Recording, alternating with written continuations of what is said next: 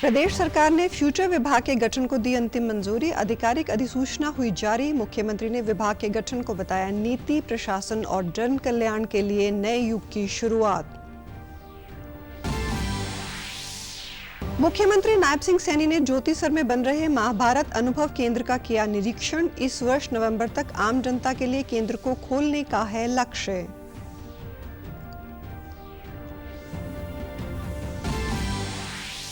सरकार ने para Asian games के पदक विजेताओं के लिए जारी किए 31 करोड़ रुपए के कैश अवार्ड। परीक्षा को देखते हुए अगस्त में आयोजित होगा खेल महाकुंभ।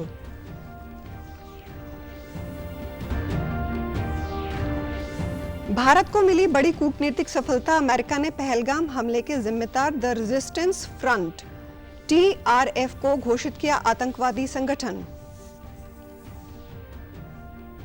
नमस्कार, मैं हूं शैली तनेजा। अब समाचार विस्तार से। प्रदेश सरकार ने फ्यूचर विभाग के गठन को अंतिम मंजूरी प्रदान की है। इस महत्वाकांक्षी निर्णय को राज्यपाल द्वारा अनुमोदित करने के बाद आधिकारिक अधिसूचना जारी कर दी गई है। मुख्यमंत्री नायब सिंह सैनी ने अपने बजट भाषण में इसकी घोषणा की थी। इस मौके पर मुख्यमंत्री ने कहा कि 21वीं सदी की सरकारें केवल वर्तमान के लिए ही नहीं बल्कि भविष्य के लिए भी काम करेंगी।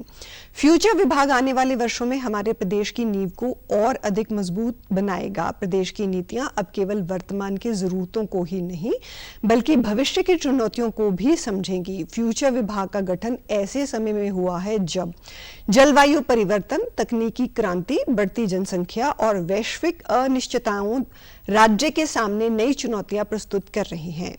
फ्यूचर विभाग का मुख्य उद्देश्य प्रदेश की भविष्य में सामाजिक, आर्थिक और तकनीकी आवश्यकताओं की पहचान करना है। साथ ही युवाओं के लिए भविष्य के कौशल विकसित करने वाली योजनाएं बनाएगा। इसके साथ ही सभी विभागों की योजनाओं का समन्वय करते हुए लंबे समय के लिए रणनीतियां तैयार की जाएंगी। मुख्यमंत्री ने कहा कि यह विभाग विशेष रूप से हरियाणा के युवाओं के लिए नई दिशा और अवसर लेकर आएगा। फ्यूचर विभाग न केवल युवाओं के लिए मार्गदर्शक बनेगा बल्कि नीति निर्माण में भी एक निर्णायक भूमिका निभाएगा। ये प्रधानमंत्री के विकसित भारत 2047 के लक्ष्य को मूर्त रूप देने में प्रदेश का सबसे महत्वपूर्ण योगदान होगा। यह विभाग राज्य सरकार की ट्रिपल इंजन नीति के समन्वय से प्रदेश को एक सशक्त भविष्य की ओर ले जाएगा। उन्होंने कहा कि यह विभाग केवल नीति नहीं बनाएगा बल्कि हरियाणा की सोच, कार्यशैली और दृष्टिकोण को बदलने वाला संस्थान बनेगा। यह पहल केवल एक विभाग की शुरुआत नहीं बल्कि हरियाणा में नीति, प्रशासन और जन कल्याण के एक नए युग की शुरुआत है।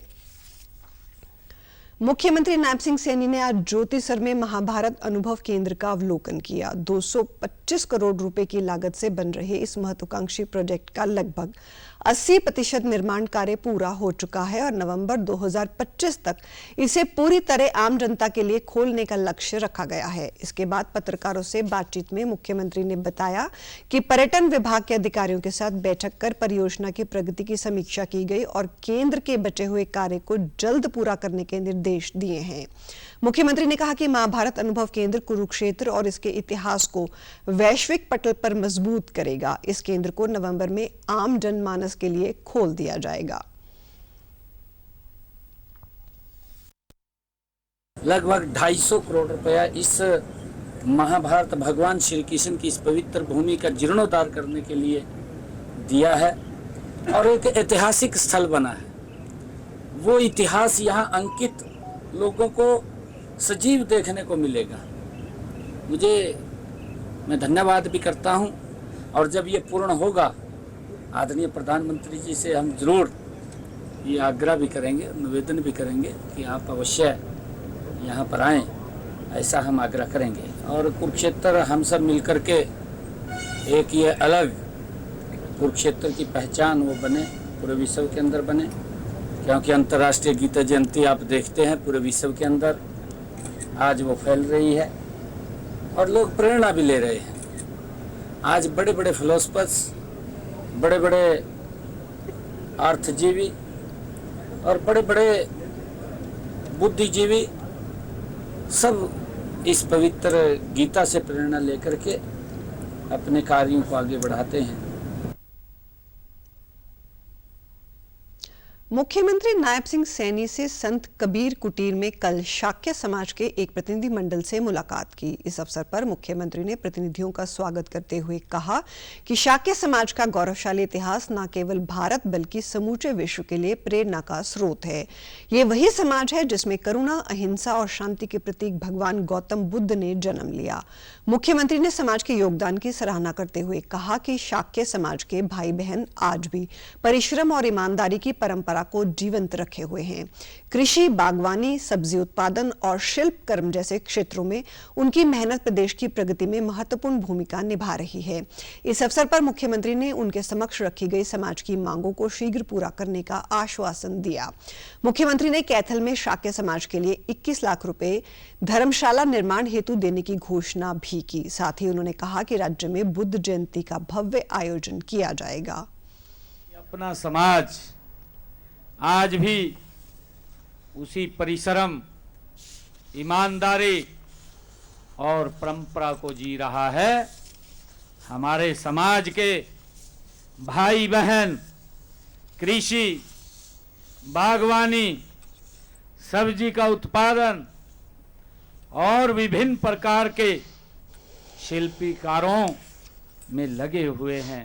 हम जानते हैं कि आपके अपने काम में कई चुनौतियों का सामना करना पड़ता है, लेकिन मैं आज इस मंच से आपको यह विश्वास दिलाता हूं कि हमारी सरकार आपके साथ कंधे से कंधा मिला करके खड़ी है।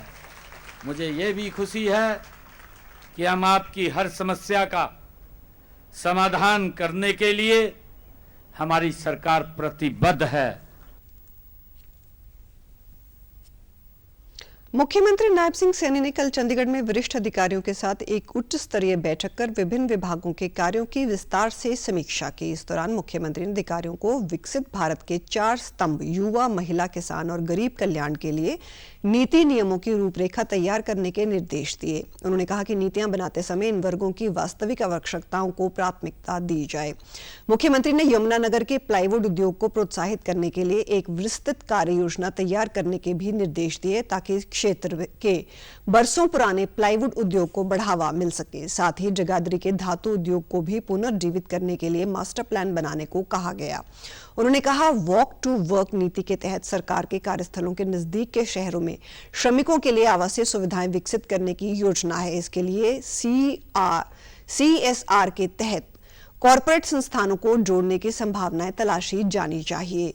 इससे श्रमिकों को सस्ती दरों पर आवास सुविधाएं उपलब्ध हो सकेंगी। मुख्यमंत्री ने सुझाव देते हुए कहा कि इन आवासीय क्षेत्रों में कैंटीन की सुविधा भी विकसित करने की कार्य योजना बनाई जाए। मुख्यमंत्री ने निर्देश देते हुए कहा कि क्षेत्र के अनुसार उत्पादित होने वाली फसलों के हिसाब से वहां खाद्य प्रसंस्करण उद्योग स्थापित करने की कार्य योजना भी बनाई जाए ताकि किसान भी परंपरागत फसलों के अलावा मार्केट के अनुसार फसलों की खेती कर सके। उन्होंने कहा कि छोटे छोटे क्लस्टरों को चिन्हित करके फसलों के अनुसार सेंटर ऑफ एक्सीलेंस बनाए जाएं। इसके अलावा मुख्यमंत्री ने सड़क दुर्घटनाओं में कमी लाने के उद्देश्य से एक मजबूत सड़क सुरक्षा नीति बनाने के भी निर्देश दिए। उन्होंने कहा कि सभी प्रमुख मार्गों पर कहीं भी गड्ढे ना हो, साथ ही जिन स्थानों पर बार बार दुर्घटनाएं हो रही हैं उन्हें ब्लैक स्पॉट के रूप में चिन्हित कर वहां त्वरित कार्रवाई की जाए। उन्होंने निर्देश दिए कि आगामी सर्दियों के मौसम, धुंध व कोहरे को देखते हुए दुर्घटनाओं पर अंकुश लगाने के लिए सड़कों पर उपयुक्त साइंस लगाई जाएं। बैठक में बताया गया कि महिलाओं के नेतृत्व वाले स्टार्टअप को बढ़ावा देने के लिए नीति आयोग के सहयोग से पंचकुला में एक केंद्र स्थापित करने की योजना है और इस केंद्र में वित्तीय प्रोत्साहनों के अलावा ट्रेनिंग भी दी जाएगी। प्रदेश के स्कूलों में अब गीता के श्लोक प्रार्थना सभा में पढ़े जाएंगे। इसे लेकर हरियाणा विद्यालय शिक्षा बोर्ड चेयरमैन ने प्रदेश के स्कूल मुखियों को पत्र लिखा है। उन्होंने बच्चों के सर्वांगीण विकास के लिए गीता के श्लोक को जरूरी बताया। इसकी शुरुआत कल शिक्षा बोर्ड परिसर में स्थित सर्वपल्ली राधाकृष्णन लैब स्कूल से हुई, जहां बच्चों ने प्रार्थना सभा में गीता के श्लोक पढ़े। इस दौरान गीता मनीषी स्वामी ज्ञानानंद ने भी ऑनलाइन माध्यम से बच्चों को अपना आशीर्वाद दिया। कृष्ण कृपा समिति द्वारा प्रदेश के स्कूलों में गीता पाठ करवाए जाने को लेकर कार्य किया जा रहा है। वहीं कार्यक्रम में बोर्ड के चेयरमैन डॉक्टर पवन कुमार ने कहा कि गीता जीवन का सार है, गीता का हमारे जीवन में महत्वपूर्ण योगदान है। उन्होंने बताया कि उन्होंने सभी स्कूल के मुखियों से आग्रह किया है कि वे प्रतिदिन प्रार्थना सभा में गीता पाठ करवाएं ताकि बच्चों में आध्यात्मिक गुण भी विकसित हो सके। उन्होंने कहा कि गीता मनीषी स्वामी ज्ञानानंद द्वारा देश भर में गीता को बढ़ावा देने के लिए कार्य किया जा रहा है, जो कि जीवन में काफी सार्थक साबित होगा। पूरे हरियाणा के सभी स्कूलों में लागू किया गया है। इसके पीछे उद्देश्य हमारी आने वाली पीढ़ी को, जिसके ऊपर देश भार है, जिसके कंधों पर, उस उद्देश्य एक ही है कि ये गीता के श्लोक में जो अध्यात्म और जो ज्ञान छुपा हुआ है उसे ये समझें और समाज में अपने आचरण में उसको ढालें, ताकि हम एक ऐसी संस्कारी और ऐसा एक समाज मतलब हम आने वाले पीढ़ी में हम देखना चाहते हैं जो अपने आप में आदर्श हो और पूरे विश्व में, जैसा कि हमारे माननीय प्रधानमंत्री जी का एक सपना है कि विश्व गुरु हमारा देश बने। स्वामी ज्ञानानंद जी के निर्देशन में पूरे भारतवर्ष नहीं अपितु विदेशों में भी गीता का प्रचार प्रसार स्वयं कर रहे हैं और हम सब अनुयायी इस मुहिम को स्कूल तक, गांव तक लेकर जा रहे हैं।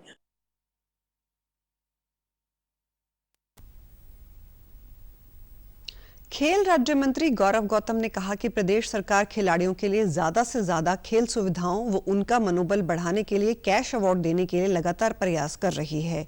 उन्होंने बताया कि 4 पैरा एशियन गेम्स 2022 में पदक जीतने वाले प्रदेश के खिलाड़ियों की कैश अवार्ड की मांग थी। खिलाड़ियों की इस मांग को पूरा करते हुए विभिन्न जिलों के 13 खिलाड़ियों को 19 करोड़ 72 लाख से अधिक और 4 खिलाड़ियों को 12 करोड़ रुपए जारी किए गए हैं। उन्होंने कहा कि पैरा खिलाड़ी प्रदेश के युवाओं के लिए प्रेरणा है। ये खिलाड़ी न सिर्फ देश के लिए पदक जीत रहे हैं बल्कि अपनी प्रतिभा दिखाकर दमखम की मिसाल भी पेश कर रहे हैं। उन्होंने बताया कि प्रदेश सरकार न सिर्फ खिलाड़ियों को आर्थिक मजबूती दे रही है बल्कि खेल के दौरान चोटिल होने पर उनके इलाज का खर्च भी वहन कर रही है। युवाओं की प्रतिभाओं को निखारने के लिए प्रदेश में 1500 खेल नर्सरियां खोली गई हैं, जिनमें अभ्यास कर खिलाड़ी लगातार पदक जीत रहे हैं।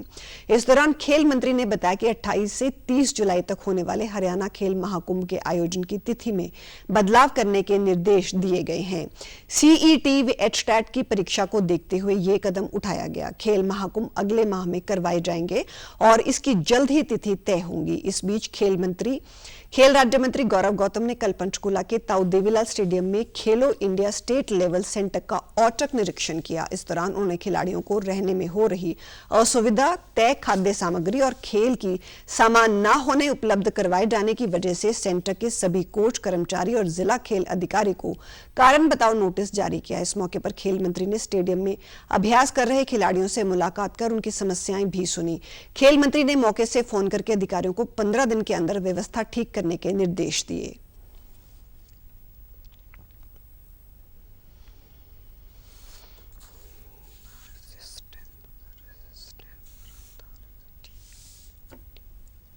हम सब की जिम्मेदारी है, स्पोर्ट्स विभाग की जिम्मेदारी है कि बेहतरीन चीज़ें हम खिलाड़ियों को दें। उसके लिए हम खुद इस व्यवस्था को बनाने में को जिसके मेंटेनेंस का जो टेंडर लगाना वो लगाइए, खाने की व्यवस्था को, क्वालिटी को बढ़ाइए, अच्छी क्वालिटी करिए और इक्विपमेंट के लिए जल्दी खरीदारी के लिए काम होकर उनको इक्विपमेंट भी मिल जाएगा। जिन लोगों को लगा, जो शिकायत खिलाड़ियों की थी, एथलीट्स की थी, उन अधिकारियों को जरूर कार्रवाई करेंगे। पूरे देश का मान सम्मान पूरी दुनिया में बढ़ाने का काम खेल के क्षेत्र में हरियाणा ने किया। एक ऐसा परसेप्शन दुनिया में है, खेल मतलब हरियाणा, हरियाणा मतलब खेल। मैं उन सभी खिलाड़ियों को शुभकामनाएं दे रहा हूं और उन खिलाड़ियों ने माननीय मुख्यमंत्री जी से भी मुलाकात की है और उनको और अच्छे से अपना प्रदर्शन कर सके आने वाले गेमों के लिए उनको शुभकामनाएं, बधाई। और जो भी सुविधा सरकार की नीति, जो खेल नीति हरियाणा की नायब सिंह सैनी सरकार की खेल नीति है, पूरे देश भर में इसकी चर्चा होती है, इसकी प्रशंसा होती है, उसके आधार पर उन पर सब सुविधाएं दी जाएंगी।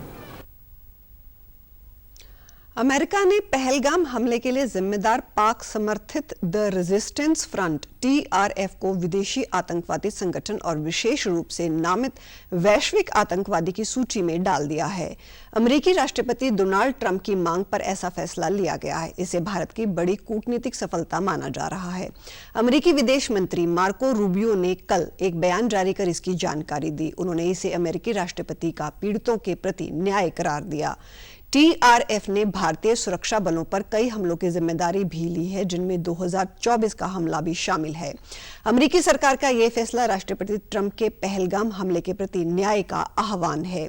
विदेश मंत्री एस जयशंकर ने रूबियो के साथ अपनी बैठकों और पिछले महीने वॉशिंगटन में क्वाड विदेश मंत्रियों की बैठक में TRF हमले का मुद्दा उठाया था। TRF एक आतंकी संगठन है जो जम्मू कश्मीर में सक्रिय है। ये ऐसे लोगों को भर्ती करता है जो आमतौर पर नागरिक लगते हैं लेकिन गुप्त तरीके से आतंकवादी गतिविधियों में शामिल होते हैं। इन्हें हाइब्रिड आतंकवादी कहा जाता है। भारत सरकार ने 5 जनवरी 2023 को TRF को आतंकी संगठन घोषित किया था। अमेरिका के TRF को आतंकवादी संगठन घोषित कर प्रतिबंध लगाने का स्वागत करते हुए लेफ्टिनेंट विनय नरवाल के पिता राजेश नरवाल ने कहा कि ये एक अच्छा कदम है। इसमें थोड़ी देर जरूर हुई है लेकिन पूरी जांच पड़ताल करके ही ये निर्णय लिया गया लगता है। उन्होंने कहा कि इस आतंकवादी घटना के खिलाफ भारत सरकार, प्रधानमंत्री और विदेश मंत्री ने जिस तरह सभी देशों को आतंकवादी घटना के खिलाफ लामबंद किया और एकजुट हुए, उसी के चलते अमेरिका ने इस घटना पर संज्ञान लिया और प्रतिबंध लगाया। राजेश नरवाल ने कहा कि आतंकी घटना चाहे छोटी हो या बड़ी, इस पर सभी को गंभीरता से कार्रवाई करनी चाहिए। पहलगाम में जो मैसेकर हुआ था, जो आतंकवादी घटनाकारी, जिसमें कि 26 लोग हमारे शहीद हुए देश के, और जिसमें मैंने भी अपना बेटा खोया है, तो उस पर जो सैंक्शंस लगाई हैं, एक अप्रिशिएबल काम किया है उन्होंने। थोड़ा लेट हुआ है, हो सकता है उन्होंने इसमें तहकीकात की हो, कुछ किए हो, अपना सब इन्वेस्टिगेट करके तब ये डिसीजन लिया गया है। तो लिया गया है तो बहुत अच्छा डिसीजन है। और हमारे राजनेताओं ने, कूटनीतिज्ञों ने, अपना विदेश मंत्री जयशंकर जी ने और आदरणीय प्रधानमंत्री जी के नेतृत्व में जिस तरह से सभी देशों को लामबंद किया आतंकवादी घटना के खिलाफ, और तो एकजुट हुए, जिससे कि फिर ये चीज़ें सभी ने संज्ञान में ली और इटसेल्फ US ने भी मतलब इसको बहुत ही गंभीरता के साथ लिया। तत्पश्चात इसके ऊपर ये सैंक्शंस लगाई गई। तो ये एक अप्रिशिएबल एक्शन है गवर्नमेंट ऑफ US का। आगामी 26-27 जुलाई को होने वाली सामान्य पात्रता परीक्षा के लिए रोडवेज की ओर से चरखी दादरी की अनाज मंडी में अस्थायी बस स्टैंड बनाया जाएगा। वहीं दादरी डिपो से इन 2 दिन के दौरान 400 बसें अभ्यर्थियों को परीक्षा केंद्रों तक पहुंचाने के लिए लगाई जाएंगी। वहीं बाहरी जिलों से आने वाले परीक्षार्थियों के लिए भी यहीं से परीक्षा केंद्र तक पहुंचाने की व्यवस्था रहेगी। इस निःशुल्क सेवा के लिए ऑनलाइन एडवांस बुकिंग करनी होगी। वहीं 2 दिन पहले ऑफलाइन बुकिंग को लेकर परिवहन विभाग द्वारा तैयारियां की जा रही हैं। परीक्षा के दौरान ड्राइवर और कंडक्टरों के अवकाश भी रद्द कर दिए गए हैं। रोडवेज डिपो के यातायात प्रबंधक पवन कुमार ने बताया कि CET परीक्षा के लिए अस्थायी तौर पर बस स्टैंड बनाया जाएगा, जहां से जिले के परीक्षार्थियों महेंद्रगढ़ और नारनौल में केंद्र तक जा सकेंगे। वहीं मंडी में शेड व टेंट लगाकर स्टाफ के रुकने की व्यवस्था की जाएगी। कर्मचारियों का ड्यूटी चार्ट भी तैयार किया जा रहा है। किसी भी जो है परीक्षार्थी को किसी भी प्रकार की कोई असुविधा ना हो, इसके लिए सरकार ने जो अपने परिवहन बेड़े में जितनी बसें हैं वो तो हैं ही, इसके साथ साथ जो परिवहन समिति की बसों को भी RTA के माध्यम से आया करेगी। और इसके अलावा जो स्कूल बसें हैं उनको भी इस काम में लिया जाएगा ताकि किसी भी प्रकार की कोई परीक्षार्थी को असुविधा ना हो। शटल सर्विस का प्रबंध करेंगे। इसके लिए हमने प्रपोजल तैयार किया है कि यहाँ जो बस स्टैंड है हमारा स्पेस कम है, भीड़ भाड़ का इलाका है, इसके लिए अनाज मंडी को डिसाइड करने के हम सोच रहे हैं कि वहाँ एक वेन्यू से वहीं सारे परीक्षार्थी पहुँचे और वहीं से बैठ के अपनी बसों में अपने सेंटर पर। विधानसभा अध्यक्ष हरविंदर कल्याण ने आज करनाल के घरोंडा हलके में 1.25 करोड़ की 2 विकास परियोजनाओं का शिलान्यास किया। उन्होंने सरवाई सर्वेक्षण करनाल को 3रा, सोनीपत को 38वां और घरोंडा को जिला में पहला स्थान मिलने पर सभी को बधाई दी। साथ ही भविष्य में भी घर और आसपास के क्षेत्र को साफ सुथरा बनाए रखने और सफाई को आदत में शुमार करने की अपील की। उन्होंने कहा कि अपने घर के साथ गली मोहल्ले और क्षेत्र को भी साफ बनाए रखें। उन्होंने आज राजस्व रास्ते के निर्माण कार्य और सामुदायिक केंद्र के हॉल का शिलान्यास किया। इस दौरान उन्होंने घरोंडा के पास गुरुद्वारे में माथा टेका तथा इलाके की तरक्की व खुशहाली की कामना की। उन्होंने कहा कि गुरुओं ने समाज सेवा का जो रास्ता दिखाया है उसी पर चलते हुए वो भी क्षेत्र की प्रगति और लोगों को अधिकाधिक सुविधाएं उपलब्ध कराने की सोच के साथ पूरी ईमानदारी से कार्य कर रहे हैं।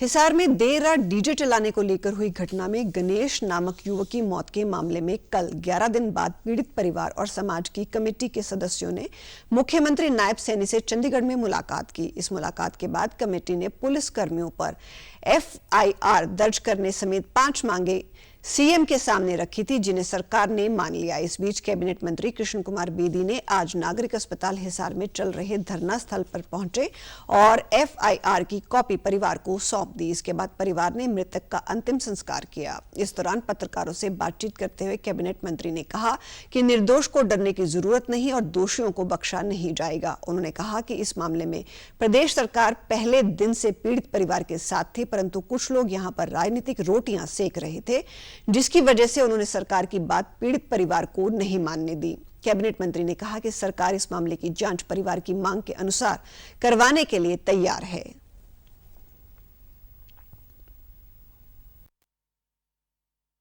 अभी मैंने आपके सामने यहाँ भी आश्वस्त कर दिया, निर्दोष को कोई चिंता करने की जरूरत नहीं, चाहे पुलिस कर्मचारी है और चाहे परिवार के लोग, किसी निर्दोष को आंच नहीं आने देंगे। मैंने कहा था कि FIR होनी चाहिए, FIR होगी, निर्दोष फंसने नहीं चाहिए, वो सरकार ने बात मान ली। बोर्ड इसका पोस्टमार्टम करे, बोर्ड ने पोस्टमार्टम किया, वीडियोग्राफी सरकार ने कर दी और उसके बाद परिवार में एक बच्चे को रोजगार की बात थी, वो भी हमने अधिकारियों से बात कर ली है। जैसे इस क्रिमेशन के बाद ये 13 दिन का हमारा जो पारिवारिक एक संस्कार होता है, उसके बाद वो सारी व्यवस्था।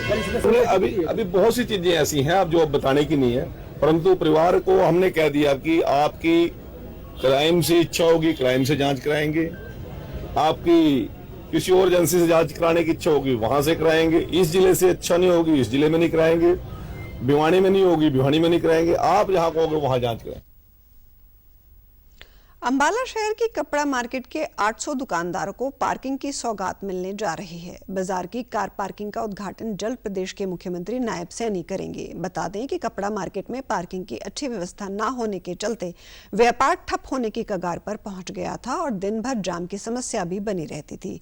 ऐसे में यह पार्किंग दुकानदारों के लिए किसी वरदान से कम साबित नहीं होगी। इसे लेकर आज पूर्व मंत्री असीम गोयल ने कपड़ा मार्केट के दुकानदारों के साथ बैठक कर मुख्यमंत्री के कार्यक्रम का निमंत्रण दुकानदारों को दिया। इस मौके पर उन्होंने बताया कि 28 जुलाई को सीएम मेधावी छात्रों को सम्मानित करने अंबाला शहर आ रहे हैं। उसी दिन इस पार्किंग का उद्घाटन भी किया जाएगा। उन्होंने बताया कि इसके साथ ही सीएम जन सुई बस स्टैंड व बिजली विभाग से संबंधित कई प्रोजेक्ट्स की भी सौगात अंबाला वासियों को देंगे।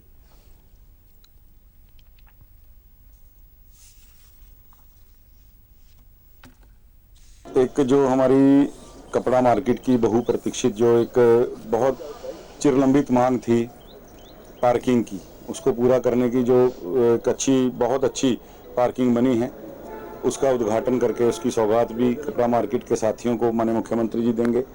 और भी जो हमारे कुछ पावर हाउसेज जो नए बनने हैं ग्रामीण अंचल में भी, शहर के अंचल में भी, और हमारा एक बस स्टैंड है जनसुई का, ऐसी बड़ी जो है कुछ हमारी मैं समझता हूँ सौगातें जो हैं अंबाला शहर विधानसभा को उस दिन मिलने जा रही हैं।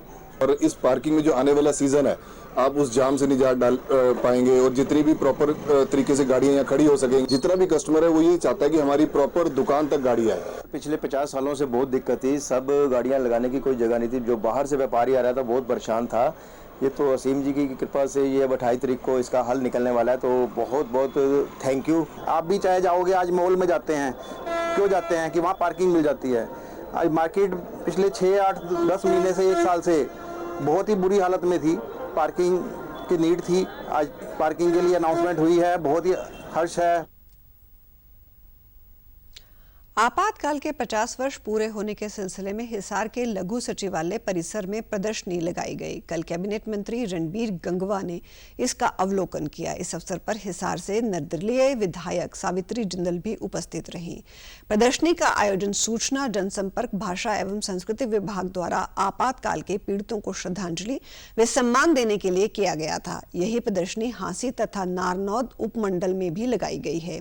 इस प्रदर्शनी में ऐतिहासिक दस्तावेजों के माध्यम से आपातकाल में लोकतंत्र पर हुए प्रहार से जुड़ी घटनाओं को प्रदर्शित किया गया है।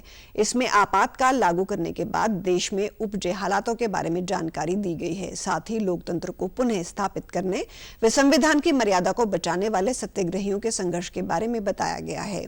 इस अवसर पर कैबिनेट मंत्री रणबीर सिंह गंगवा ने लोकतंत्र के इन सत्याग्रहियों को नमन करते हुए कहा कि संविधान की रक्षा के लिए उनके दिए गए योगदान को कभी नहीं भुलाया जा सकता। उन्होंने कहा कि 1975 में तत्कालीन कांग्रेस सरकार ने गैर संवैधानिक तरीके से देश में आपातकाल घोषित किया था। तत्कालीन कांग्रेस पार्टी की सरकार ने संविधान की धज्जियां उड़ाई थी। कैबिनेट मंत्री ने कहा कि हमें इतिहास को हमेशा याद रखना चाहिए। गैर संवैधानिक तरीके से उस समय की कांग्रेस पार्टी की सरकार ने देश के अंदर इमरजेंसी घोषित करने का काम किया था। उस समय ना तो कोई युद्ध की स्थिति थी, ना कोई गृह युद्ध की स्थिति थी। केवल और केवल अपनी कुर्सी बचाने के लिए उस समय की कांग्रेस पार्टी की सरकार ने देश के इमरजेंसी केंद्र देने का काम किया। लेकिन उन्होंने अपने समय में किस तरीके से संविधान की धज्जियां उड़ाने का काम किया, यह प्रदर्शनी जो है अपने आप में मुंह से बोलती हुई तस्वीरें इसके अंदर है कि उन लोगों ने किस तरीके से जुल्म और जातियां उस समय में करने का काम किया। आज 50 साल इमरजेंसी को लगे हुए हो गए। ये प्रदर्शनियां पूरे देश भर के अंदर इसी तरीके से लगाई गई है ताकि जो इतिहास को हमेशा याद रखना चाहिए।